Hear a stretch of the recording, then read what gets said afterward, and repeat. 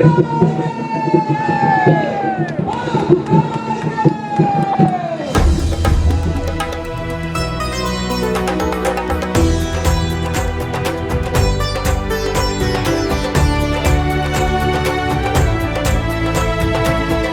বাংলা জুড়েই তো পরিবর্তনের ছোঁয়া, অশুভ শক্তির বিনাশে শুভর পরিবর্তন।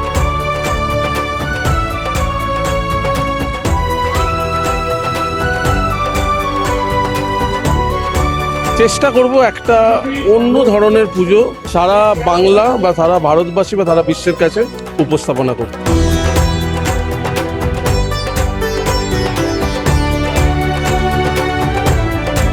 কথা আছে রথ টানলে দুর্গা আসে, ঠিক সেরকম ভাবে দুর্গার পুজোর আর কয়েকদিনই বাকি। কাউন্টডাউন শুরু করে ফেলেছে বাঙালি, এবং কলকাতা সহ বিভিন্ন জায়গায় পুজোর প্রস্তুতি ইতিমধ্যে শুরু। খুঁটি পুজো হয়ে গিয়েছে, বেশ বড় বড় বেশ কয়েকটি যে পুজো কমিটি রয়েছে তাদের। তার মধ্যে শহর কলকাতার অন্যতম একটি পূজা চোরবাগান সার্বজনীন ৯১তম বছরে পা দিয়েছে তাদের এই পুজো। তবে যে চমক তারা রাখলেন, শিল্পী আত্মপ্রকাশ করলেন। সুশান্ত পাল শিল্পী এবছর তাদের এই দুর্গা পুজোর এবং কি করবেন তা এখন পর্যন্ত প্রকাশ জানেনি, তবে শিল্পীকে তারা আজকে প্রকাশ জানলেন এবং কি বলছেন শিল্পী থেকে শুরু করে কমিটির আয়োজক সরাসরি আপনাদের শোনাবো। দাদা, চোরবাগানের যে পুজো, আপনাদের যে পুজো, পুজো নিয়ে একাধিক বিতর্ক সামাজিক মাধ্যমে আমরা দেখছি। খুঁটি পুজো, পরবর্তীতে আবার খুঁটি পুজো, আপনাদের শিল্পী পরিবর্তন, মানে কি বলবেন পুজোর আগে কি ধামাকা রয়েছে বা কি ভাবনা চিন্তা? সারা বাংলা জুড়েই তো পরিবর্তনের ছোঁয়া, অশুভ শক্তির বিনাশে শুভর পরিবর্তন।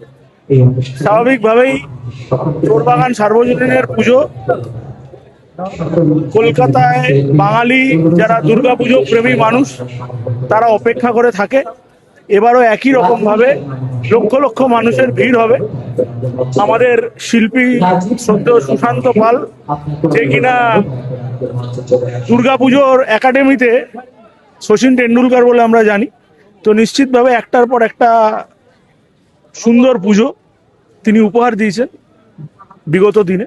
তো এবছরও আমরা এবং কলকাতার দুর্গাপুজো প্রেমী মানুষরা তারা সুশান্ত পালের থেকে একটা সুন্দর উপস্থাপনা দেখতে পাবে এবং চোরবাগানের মাটিতে আবার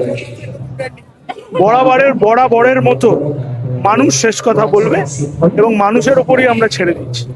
চোরবাগানের যে পুজো, সেই পুজোর শিল্পীর আত্মপ্রকাশ, এবং আপনাকে সকলে শহর থেকে বিভিন্ন জায়গার মানুষজন আপনাকে চেনে। আজকে আপনার নাম ঘোষণাও করলেন, কি চমক রাখছেন, কি ভাবনা চিন্তা রয়েছে চোরবাগানের? আসলে আমি যে 2026-এ চোরবাগান করছি, এটা আমার কাছে একটা খুব বড় চমক। কারণ আমি 3 দিন আগে পর্যন্ত জানতাম না, মানে কথা হয়েছিল কিন্তু সেরকম কোনো কনফার্মেশন ছিল না যে আমি এবছর চোরবাগানের শিল্পী। যেমন একটু আগে বৃষ্টি হলো, আবার বৃষ্টিটা বন্ধ হয়ে গেল, সেরকমই আজকের আমি এই মঞ্চে দাঁড়িয়ে রয়েছি, ওইটা ওইরকমই হঠাৎ বৃষ্টির মতো। এবং এই বৃষ্টিটা আদৌ শুভ না অশুভ সেটা মহালয়ের দিন আত্মপ্রকাশ পাবে। আমি যে ভাবনাটা ভাবছি বা এই মাঠটা যা ভাবনা আমাকে ভাবাচ্ছে, সেইটা কাজ আগামী পরশু দিন থেকে আমি এই মাঠে শুরু করব। আর মাত্র 2 মাস আমার হাতে আছে। চেষ্টা করব একটা অন্য ধরনের পুজো চোরবাগানের মাধ্যমে সারা বাংলা বা সারা ভারতবাসী বা সারা বিশ্বের কাছে উপস্থাপনা করতে। আপনাকে 3 দিনের মধ্যে আপনি জানতেন না, সে ভাবনা চিন্তা 3 দিনের মধ্যে আপনি করে ফেললেন? না, আমার না শিল্পী সত্তা বা আমার ভাবনা ওই রকম ভাবে আসে না যে এই মাত্র অর্ডার দেওয়া হলো আমি একটা কিছু প্রডিউস করে দেবো বা আমি একটা কিছু তৈরি করব। এইভাবে আমার মনে হয় না কোনো শিল্পী ভাবতে পারেন, কারণ সেইভাবে শিল্প বা শিল্প সৃষ্টি হয়ও না। এটা সম্পূর্ণ একটা নিজস্ব যাপন এর মধ্যে থাকে। তা আমি এই মাঠে যখন প্রথম আসলাম, আমি একরকম ভাবে মাঠটাকে দেখলাম। আমি যখন এখান থেকে বেরিয়ে বাড়িতে যাচ্ছি, বাড়িতে যেতে যেতে একরকম চিন্তা ভাবনা আমার মধ্যে আসছে। আমি যখন বাড়িতে গিয়ে রাত্রে শুলাম, তখন আরেক রকম ভাবনা এলো। আমি যখন আজকে সকালে এখানে আসছি, আমি আরেক রকম ভাবে দেখছি। কিন্তু আদৌ যে কোনটা আমি স্ট্রিক্ট হব, কোন ভাবনাটার মধ্যে, সেটা কিন্তু আমি এখনো পর্যন্ত জানি না। আর এবং আমার কাজের ধরনটাই এটা, আমি কোনো ওরকম প্রি প্ল্যান্ড ওয়েতে কিছু করতে পারি না। আমি মাঠে দাঁড়িয়ে আস্তে আস্তে এই মাঠটার সঙ্গে ইন্টারাক্ট করি এবং একটা কাজ তৈরি হয়। তা চোরবাগানের মাঠেও সেরকম একটা কিছু তৈরি হবে আগামী কয়েকদিনে। বড় চমক রয়েছে যারা কলকাতাবাসী সহ যারা রয়েছে পার্শ্ববর্তী এলাকার কলকাতাবাসীর জন্য তো চমক এটাই যে আমি চোরবাগানে কাজ করছি, কারণ আজ কিছুদিন আগে পর্যন্ত কেউ জানতো না যে আমি চোরবাগানে করব। এবং হয়তো একটা এর আগে কোনো একটা খুঁটি পুজো হয়েও গেছিল, সেইটা নিয়ে বিভিন্ন কন্ট্রোভার্সি বিভিন্ন মাধ্যমে চলছে। তো সেটাও কিন্তু ওই রকম, যে আমি বললাম না যে একটু আগে, যে পৃথিবীতে দুটো জিনিস ঘটে প্রাকৃতিক নিয়মে। একটা হচ্ছে একটা জিনিস নির্ধারিত করা থাকে যে কখন জোয়ার ভাটা হবে, কখন সূর্যোদয় হবে, কখন সূর্যাস্ত হবে, কখন পূর্ণিমা হবে, কখন অমাবস্যা হবে। সেটা কিন্তু আগামী বছরের পর বছর ক্যালেন্ডার হিসেবে আমরা কিন্তু জানি। কিন্তু একটা জিনিস প্রকৃতির নিয়মে হয় না, কখন রোদ্দুর আসছে, কখন সেখানে কালো মেঘ ছেয়ে যাচ্ছে, কখন বৃষ্টি হচ্ছে। তা চোরবাগানের এই আমার নাম জড়িয়ে যাওয়াটা ওই রোদ বৃষ্টির এক ঝলকের মতো। তা সেই ঝলকটা কিরকম আবহ নিয়ে আসবে সেটা মহালয়ের দিন প্রকাশ পাবে।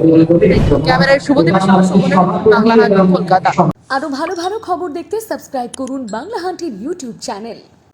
বাংলা হান্টের আরও খবর দেখতে নজর রাখুন। বাংলা খবর মানেই বাংলা হান্ট।